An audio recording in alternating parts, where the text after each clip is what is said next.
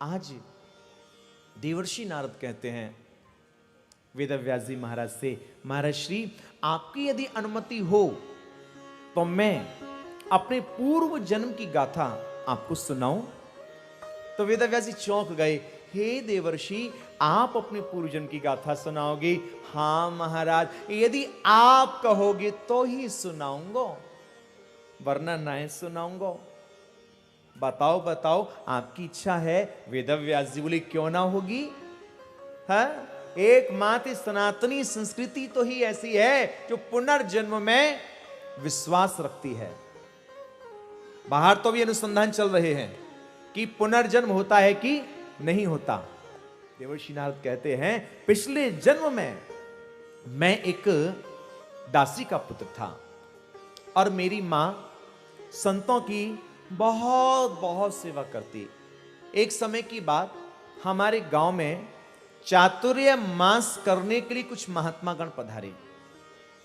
ये जब जब वर्षा ऋतु आती है और जब जब आषाढ़ का महीना लगता है तो वर्षा ऋतु के समय संत जन 4 महीने के लिए एक स्थल पर पड़ाव डाल देते हैं। ऐसा क्यों करते हैं? क्योंकि साधु की शोभा तो चलते फिरते में है। साधु चलता भला, ऐसी कहावत है, साधु चलता भला और सरिता बहती भली। साधु की शोभा चलने फिरने में है और सरिता बहती हुई अच्छी लगती है। यदि सरिता के प्रभाव में रुकावट आएगी, बांध इत्यादि रहते हैं, तो गंदगी बह नहीं पाती, वो किनारों पर ही सट जाती है। लेकिन ये संत वर्षा ऋतु के समय ये 4 महीने के लिए पड़ाव क्यों डालते हैं? बड़ा स्पष्ट है। कहते हैं वर्षा ऋतु के समय धरती से नाना प्रकार के जीव जंतु जन्म लेते हैं, छोटे छोटे कीड़े इत्यादि ऐसे ऐसे आते हैं कीड़े, बड़े विचित्र विचित्र से। ये सब 84 लाख योनियां ही भोगने वाले तो हैं। लेकिन संत विचार करता है, यदि हम इस समय विचरण करेंगे तो कहीं हमारे पैर के नीचे आकर के कहीं किसी जीव की हिंसा ना हो जाए, इसलिए संत जन 4 महीने के लिए एक स्थल पर पड़ाव डाल दिया करते हैं। देवर्षि नारद कहते हैं, कई बार आप लोगों ने देखा होगा, समाचार पत्रों में भी पढ़ते हैं, फलाने फलाने महात्मा का चातुर्मास यहाँ होगा, फलाने फलाने महात्मा चातुर्मास भी वहां आ रहे, तो भक्तजन वहां पहुंचते हैं। देवर्षि नारद कहते हैं, हमारे गांव में चातुर्मास करने के लिए संत पधारे। मेरी मां के मन में विचार आया कि देखो सब कुछ मिल जाया करता है, लेकिन संतों की जो सेवा है वह बहुत ही भाग्य से प्राप्त हुआ करती है। तो मेरी मां संत सेवा में परिणत हो गई। संत सेवा में मेरी मां लग गई। मेरी मां संतों के आश्रम में सोहनी सेवा करती, बुहारी लगाती। संत जब सत्संग सुनाते तो मेरी मां सत्संग श्रवण करती और मैं भी अपनी मां के बगल में चुपचाप जाकर के बैठ जाया करता। वहां बहुत सारे और भी बच्चे आते थे, लेकिन बातें करते थे ना बहुत बहुत, इसलिए संत उनको बीच में से भगा देते थे। लेकिन मैं शांति से कथा सुनता, तो उसका परिणाम यह हुआ कि जितने भी संत थे मुझसे स्नेह करने लगे। अब नारद जी कहते हैं, एक दिन की बात, मेरे मन में विचार आया कि देखो ये संत कितने प्यारे प्यारे ठाकुर जी के चरित्र सुनाते हैं, प्रसंग सुनाते हैं, इनकी वाणी तो देखो कितनी मीठी है, कितनी प्यारी है। काश इन संतों की जूठन हमें मिल जाए। अब जैसे ही संत जन भोजन प्रसाद ग्रहण करने के लिए बैठे, उसी समय देवर्षि नारद कहते, मैं गया और संतों के निकट जाकर के कहने लगा, महाराज मुझे तो आज आपका प्रसाद चाहिए। संतों ने मना कर दिया। संतों ने कहा, रे भैया प्रसाद तो भगवान का होया करता है, हमारा थोड़ी ना। तब नारद जी ने कहा, अरे महाराज भगवान को किसने देखा? अरे भगवान के भजन करने वालों का ही प्रसाद मिल जाए तो हम जैसों की बुद्धि वैसे ही सुधर जाए। आहा, लेकिन संतों ने अपनी जूठन देने से मना कर दिया। बेचारे नारद जी मायूस हो गए, विचार कर रहे हैं। और अब तो नारद जी ने संकल्प भी ले लिया। क्या संकल्प? कि यदि मैं अपनी मां का सच्चा बेटा हुआ तो संतों की जूठन अवश्य लेकर के मारूंगा। अब पता है क्या हुआ? जैसे ही संतों ने भोजन प्रसाद ग्रहण किया और भोजन प्रसाद ग्रहण करने के बाद में अपनी जूठी पत्थर लेकर के बाहर फेंक दिया। नारद जी जल्दी ते गए और एक एक पत्तल को उठा करके देखने लगे कि कहीं तो किसी भी पत्तल में जूठन नजर आ जाए। लेकिन आश्चर्य इस बात का, एक एक करके सारी की सारी पत्तलों को देख लिया गया, लेकिन कहीं भी किसी भी पत्तल में जूठन नजर नहीं आई। संत, सच्चा साधु, ध्यान दीजिएगा, सच्चा महात्मा कभी अपनी थाली में झूठा नहीं छोड़ा करता है। पहुंच पहुंच के पा जाता है, समाज को, जगत को, विश्व को संदेश देता है कि अन्न वेश कीमती है। अन्न की बर्बादी ना आपके हित में, ना देश के हित में, और ना ही इस विश्व के हित में है। उतना ही लो थाली में, व्यर्थ ना जाए नाली में। प्रसाद पाओ मन भर, लेकिन झूठा ना छोड़ो कण भर। कहना और क्रियान्वित करना दोनों में फर्क है। इसलिए आपको पता है थाली में झूठा छोड़ने वाला कौन बनता है? जो थाली में झूठा छोड़ता है वह अगले जन्म में कुत्ता बना करता है। और इतना ही नहीं, थाली में झूठे छोड़ने वाले को, एक व्यक्ति को भूखा रखने का अपराध भी लगा करता है। और अपराध लगेगा तो कुत्ता बनेगा ही बनेगा। इसीलिए मैं कई बार देखता हूं, लोग लेते तो रुचि से हैं, लेकिन खाते कई बार रुचि से नहीं है। और फिर आजकल तो इतनी अच्छी व्यवस्थाएं, आजकल तो सुरुचि भोज होने लगे हैं। थाली में झूठा मत छोड़ो, प्रसाद को प्रसाद की तरह पाओ। क्षमा करना, कई बार हम लोग प्रसाद को प्रसाद की तरह नहीं पाते, पदार्थ की तरह पाते हैं। पदार्थ की तरह। वो कैसे? उदाहरण के तौर पर अभी बताऊं आपको। आप किसी मंदिर में गए, बस पुजारी जी मुट्ठी भर के चनौरी दाने दे दें आपके हाथ में। अरे नहीं पंडित जी, एक एक सबको वितरित, एक एक दाना, शुगर भी है आजकल। और बढ़िया देसी घी को लड़ुआ मिल जाए, राधे राधे। या मूंग की दाल को शीरा हो, बादाम को शीरा हो, या बढ़िया महाराज शहद में डूबी हुई जलेबी हो, वहां को प्रसाद मिल जाए। मुट्ठी ऐसे बंधेगी महाराज, मोहड़े में ऐसे जावे कि बिल्कुल लप लपाए कि नहीं आ। और चिनौरी दाने मिले तो कहने का अभिप्राय हमारा, अन्यथा मत लीजिएगा कोई भी। प्रसाद को प्रसाद की तरह लो। तो कहने का अभिप्राय, प्रसाद को प्रसाद की तरह ही ग्रहण करना चाहिए, पदार्थ की तरह नहीं। और जो पदार्थ की तरह प्रसाद को ग्रहण करता है, उसको सच्चा प्रसाद का सुख प्राप्त नहीं हुआ करता। ये प्रसाद तो हमारे प्रिया लाल का अधरामृत है साहब, अधरामृत है। इसलिए प्रसाद में दोष बुद्धि ना हो। अब तो देवर्षि नारद बड़े दुखी हो गए, कहीं भी पत्तल में जूठन नजर नहीं आई। हाय हाय हाय हाय, क्या कहना।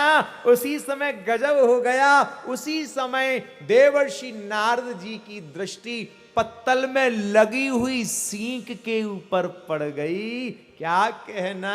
हाय हाय हाय, उसी समय पत्तल में लगी हुई सींक को निकाला। जैसे ही निकाला, जरा सा किनका नजर आ गया। भक्त के लिए महाप्रसाद का किनका ही पर्याप्त हुआ करता है।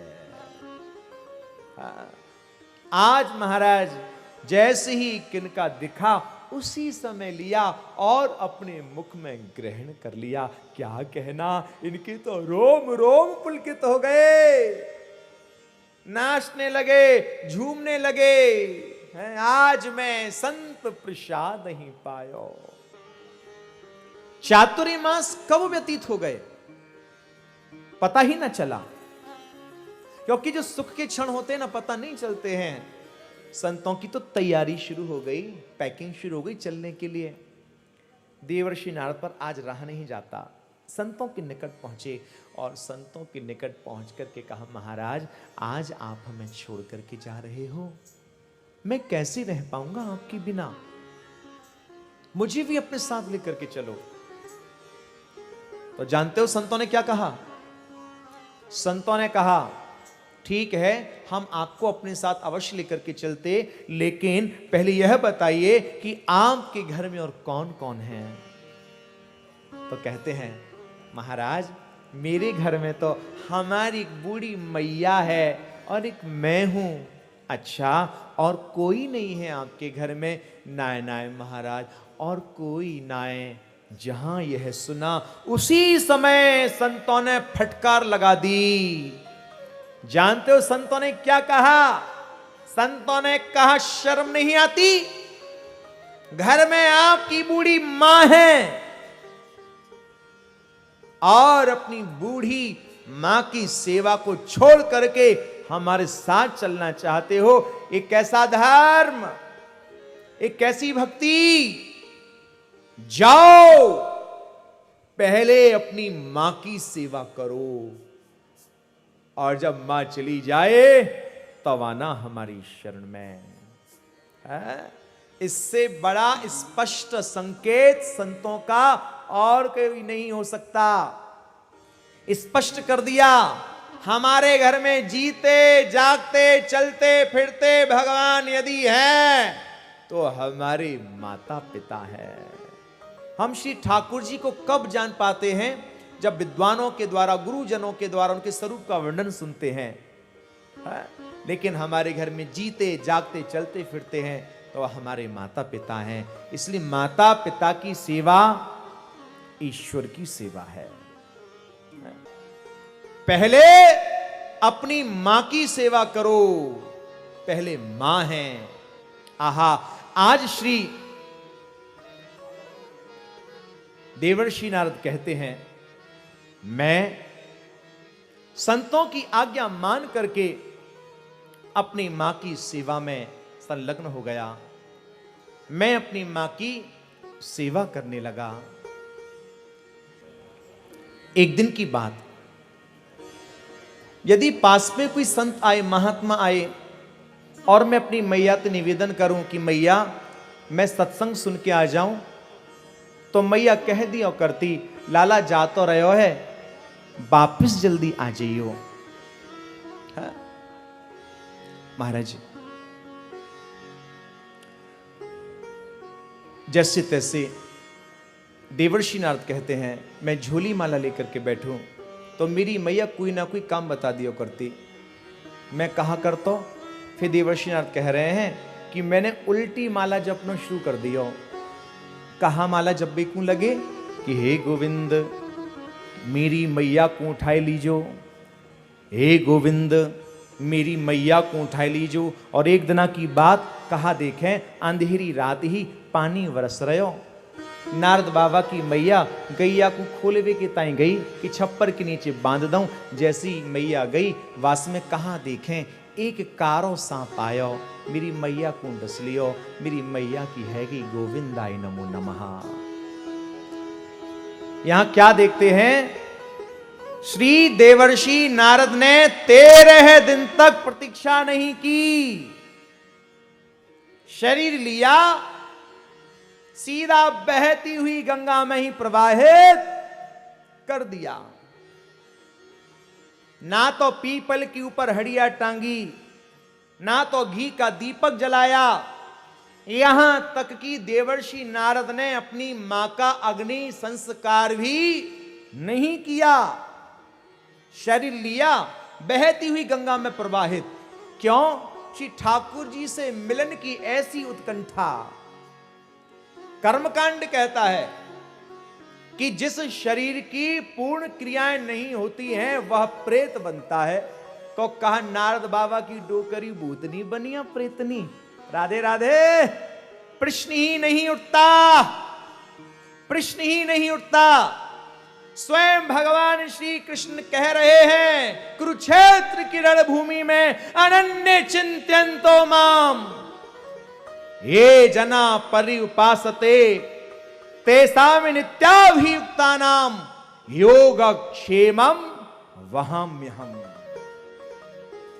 श्री कृष्ण कहते हैं जो मेरा अनन्य भक्त बन चुका है, जो दिन रात मेरी सेवा में उन्मत्त है, रुच रुच के मेरा श्रृंगार करता है, रुच रुच के मुझे भोग लगाता है, मेरे उत्सवों को मनाता है, मेरे नाम की मस्ती में खोया रहता है, अरे उस दिन यदि कहीं मेरे भक्त के माता पिता का श्राद्ध आ जाए, दिन आ जाए, तो श्याम सुंदर कहते हैं कि मेरा भक्त मेरी सेवा के सिवाय और कुछ नहीं करने वाला, इसलिए मैं अपने भक्त की ओर से उसके श्राद्ध कर्म को कृष्ण कहते हैं मैं किया करता हूं। उस दिन मेरे भक्त की मां नहीं बल्कि मेरी मां मरी थी, मेरे भक्त का पिता नहीं बल्कि मेरा पिता मरा था। अनन्य चिंत्यन्तो माम, गीता में कृष्ण कह रहे हैं अनन्य चिंत्यन्तो माम हे जना पर्युपासते तेषां नित्याभियुक्तानां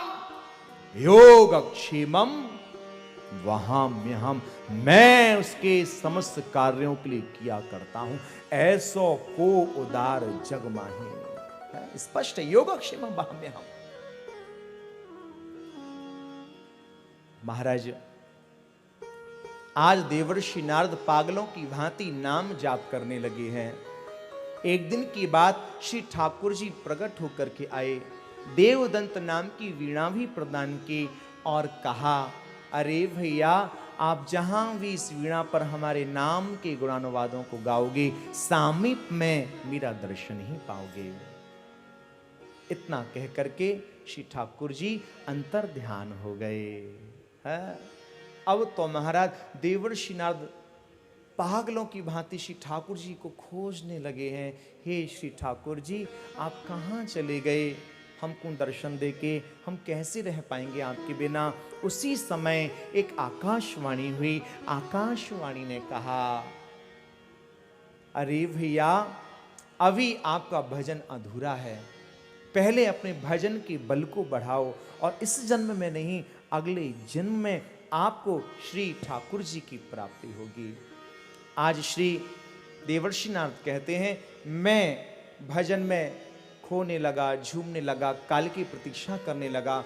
एक दिन की बात, बिजली की भांति काल मेरे सामने आया, मेरा पांच भौतिक शरीर समाप्त हो गया, फिर मेरा अगला जन्म श्री ब्रह्मा जी के पुत्र के रूप में हुआ है और मेरा नाम नारद हुआ।